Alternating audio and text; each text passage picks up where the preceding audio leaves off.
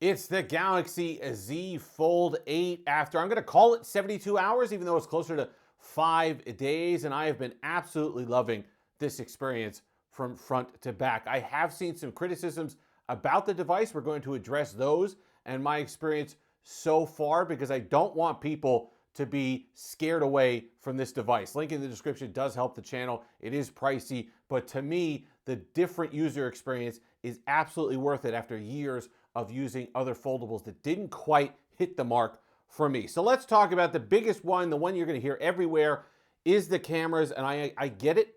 For $1,900, you wanted more for the cameras. I look at it differently.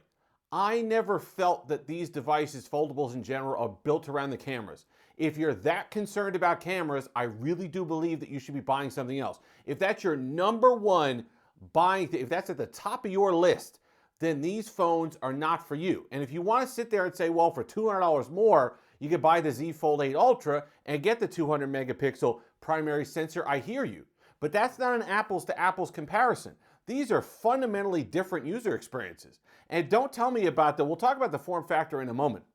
But I don't agree with people who say, well, just turn your Z Fold 8 Ultra sideways and you get kind of the same. It's a different user experience. If you use both of them, I can tell you that you're going to love what you get out of the Z Fold 8. But here's the problem. $200 more, okay? You pay your $2,100, you get your Z Fold 8 Ultra, you get the 200 megapixel, but guess what? It doesn't have the wider aperture that's on the S26 Ultra. So where does the outrage stop? What's the dollar amount where the outrage is focused in? You let me know and I'll react accordingly. Because you can't turn around and say, well, I want the best for $2,100. Well, you're not getting the best for $2,100. If that's honestly where your mind is, I respect that. People absolutely need excellent cameras in these phones. There are people who take photos all day long. If you need that telephoto experience, if you need the best, if you want the most light coming into your sensor, well then the Z Fold 8 Ultra isn't your phone either. So that's what disappoints me. And these can be two different phones. And let's talk about the form factor because that's the other thing that I've seen a lot of. People talking about, well, it's a novelty, it'll wear off. After a while, you're not gonna like it that much, or you don't. That's gonna be personal preference. I'm gonna tell you I love it. And I don't see it wearing off. It hasn't worn off yet. It's a wonderful app experience on the front cover display and also unfolded. If I go to Instagram, look at this Instagram scroll. Nice, wide 16 by 10 or 10 by 16 in this orientation aspect ratio. Just absolutely phenomenal. I showed the content watching video on this. Intent mode is great. I've seen a lot of that. That's a wonderful experience because content looks great on the outer display.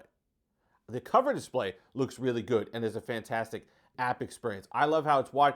Like I said, it's gonna be personal preference whether you like the feel in the hand. If it's too big for you, I understand that. You might not like that wider experience. I have no problem using it. I can use it one-handed. Okay, I have bigger hands, admittedly.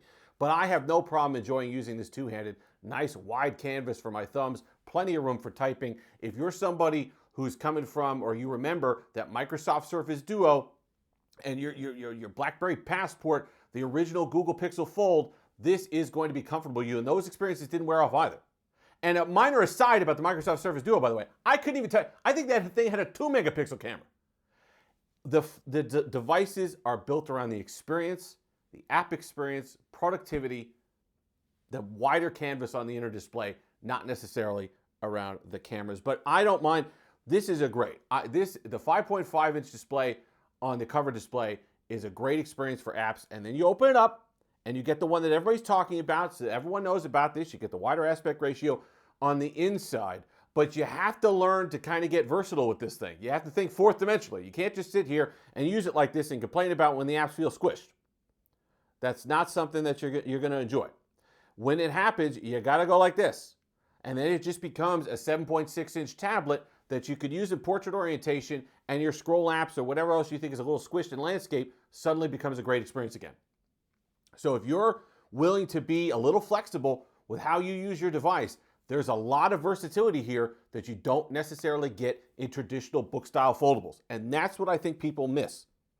They don't understand that they're just thinking, well, I can just turn it one way. Okay, yes, you can turn your Z Fold 8 Ultra that one way and get this orientation or close to it because of the size difference, whatever you want to do.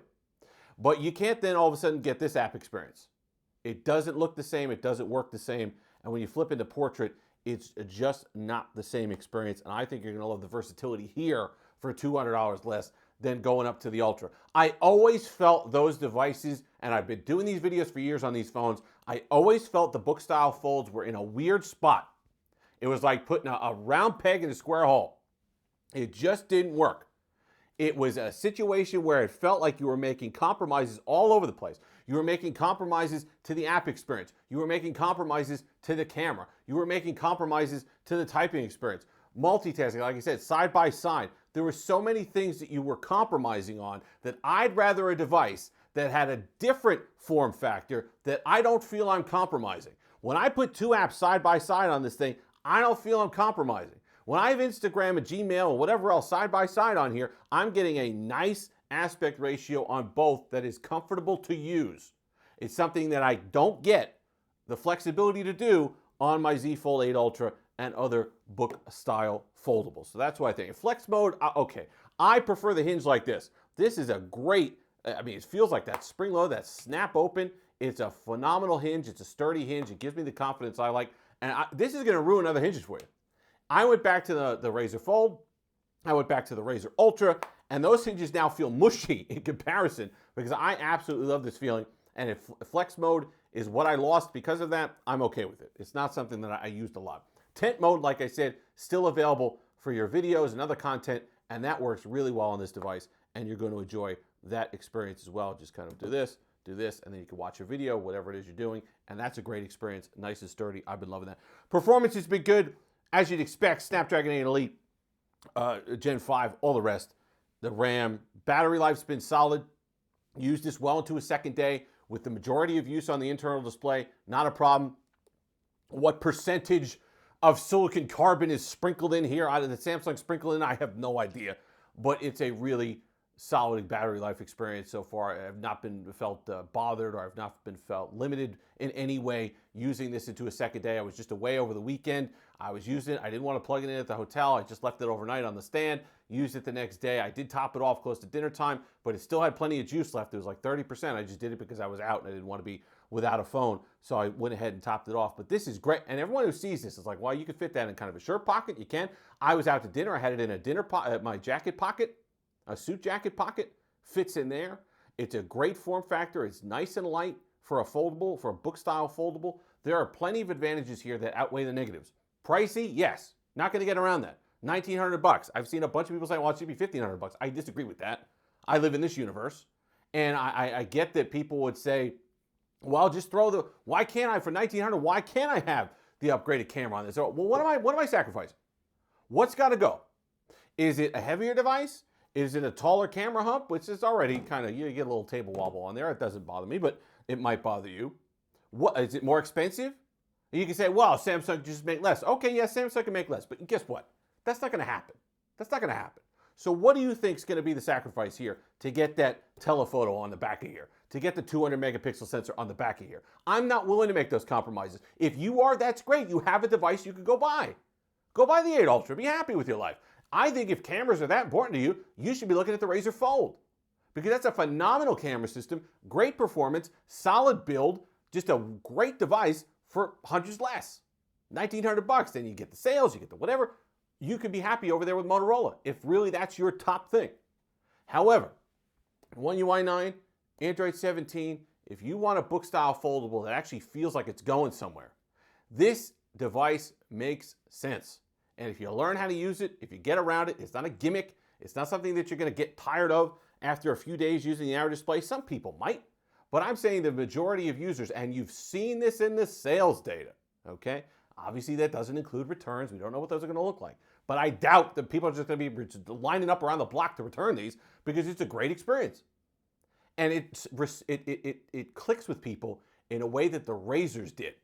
You don't have to explain to somebody how to use it. You just open it up. You see that landscape experience on your web page, on maps, or whatever else that I showed in the previous video. I'll link that. All those things that I showed, you show somebody that, you say, wow, that's really cool. In a form factor you can kind of fit in your hand. Even if you have smaller hands, this is something that you can hold and get away with. I'm loving the device. And I understand that there are legitimate compromises and limitations and stuff like that that people have, but you have a device that you could go buy. I'll stick with this one. I'd be perfectly happy with that. If you've made it this far, like, comment, subscribe, all that fun stuff. Until next time, have a delicious day.